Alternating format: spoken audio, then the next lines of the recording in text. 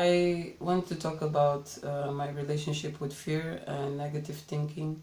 I grew up with a parent that probably, like most people, develop these issues because we are just sponges when we're children, and we absorb things from our environment, and some of them are learned behavior, and some of them our own peers are going through that, and everyone reacts differently. So maybe in a family of five, maybe one child doesn't relate to life in this way, and there's nothing wrong with that. It's just a pattern of behavior or belief that we insidiously became attached to. And finding clarity and freedom from these beliefs is to really learn not to give them power, because they become kind of like addictions.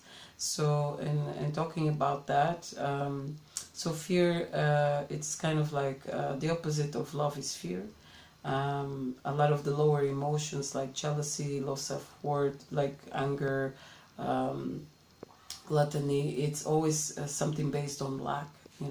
And love is mainly like positive things and abundance. So I'm not saying that the human condition can be lived without either, because life is challenging, and at times we face challenges, but it's how we react to them that really dictate the difference. So when we suffer from low addiction to fear, so that means that if you become like a pessimist, so in life things will happen and you say, oh, this will turn out well with my luck, and that becomes a self-fulfilling prophecy, because you're repeating those things. And if you repeat that negative belief, that you start actually acting like it, and creating a reality like that. So I would say to be able to live and learn how to handle that imbalance is to actually find out how imbalanced you are. If most of your day, do you notice that you're having more negative thoughts than positive thoughts? And if you're actually believing in those thoughts, if you're actually buying and focusing on them. So it takes time to untrain the mind and stop believing that. So I would say create input that you're receiving more positive affirmations. You can say them, you can listen to books, audiobooks saying positive affirmations. It may take time for your subconscious to get filled with that positivity and positive beliefs. But get audiobooks that state those positive truths. And like again, exercise really helps to interrupt these patterns of attachment that we have in the mind. A healthy diet, a healthy sleep pattern, doing things that make you happy, that create joy, that release the right chemicals like oxytocin. So dancing, even laughing, yoga. But it doesn't mean that you have to force yourself to be happy. It's just to interrupt that pattern of relating with yourself in that negative way. Perhaps you were surrounded by people that were negative when you grew up, or you fell into a negative state of being, but it's only a choice. The choice you have every day and every moment is to get out of it, to keep choosing the place you want to be. If it's that positive place that you crave for, start making those choices. Don't wait till tomorrow. Do it now, and keep doing it now and now and now, and it becomes part of your life. Whether or not things are positive and negative, it doesn't matter, but what really matters is what you choose in each moment. And of course, if you've been to trauma, or if you, like, let's say the worst case scenario, if you lost all your family in one day, it's very easy for somebody to advise you to do that. But really, we have to walk away. Let's say that you lose any attachment to everything, so nothing belongs to you. Let's say that every day you wake up and admit, okay, the worst case scenario has happened, and I've lost everything, and I'm nothing, and nothing belongs to me, and I don't expect everything. So have no expectations.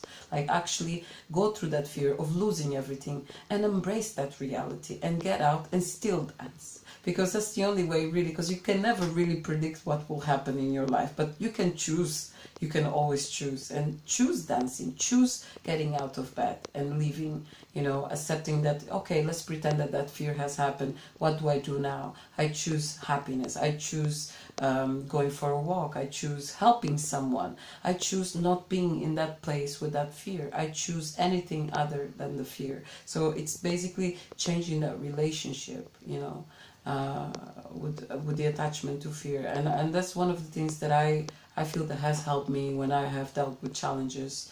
Of course, it's perseverance is everything, and being in awareness when you're there, when you are still doing it. It's like hurting yourself. So it's hurting yourself with your thoughts, you know. So basically, fear is pain, unaddressed pain, and also feeling that emotion and addressing it with love and not rejecting it, saying, okay, this has already happened. I'll hold you, and let's you know, let's walk out of here into love. You know, treating it if it was a child, and not denying, not trying to take a substance to drown that feeling, but actually be with it and feel it. And you know, you can feel by taking deep breaths, you know, and stay with that feeling. Every time it comes up, meet it with love, you know, like with an embrace, because it's a part of you that needs to be addressed. So one of the ways is, you know, one of the things that we encounter is like, you know, we all want to meet someone special, and we all have experienced broken hearts, some more than others.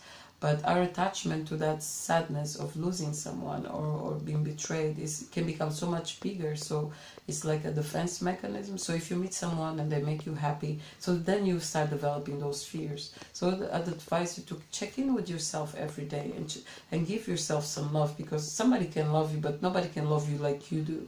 And the love that you give to yourself is the love that you attract to you as well, because we can only get what we give, you know. So it's basically what I'd advise you to do is to sit every time you have that feeling and pay attention to it and go deeply into it and feel it and give it love. Give it your love, because that's the best love you have anyway. That's the love that you you know, give to others when you fall in love, because you are only able to love somebody because you are love. Otherwise it wouldn't happen. You know, you'd hate everyone. So if you're hating everyone, that means you have hate. And if you're feeling fear, that means you are in pain somehow. So you need to give that pain some love, and you need to fall in love with yourself and give yourself love. You have to do loving actions to address that pain that is there, because that pain behind the fear is just the fear of not being loved, and only you can meet that with love. You can only melt that fear with love. So I'd advise you, any of us, even me, myself, because I'm not perfect, I'm not always in a Zen state, you know, and I have also faced challenges. So I'm a big believer in practicing that, and that's what I'm doing this channel, and that's why I'm sitting here and talking about it, in order to embrace these truths, in order to practice these tools with like-minded individuals who want to create more freedom from pain and bondage in their lives. So I hope this was useful, and I wish you a really good day.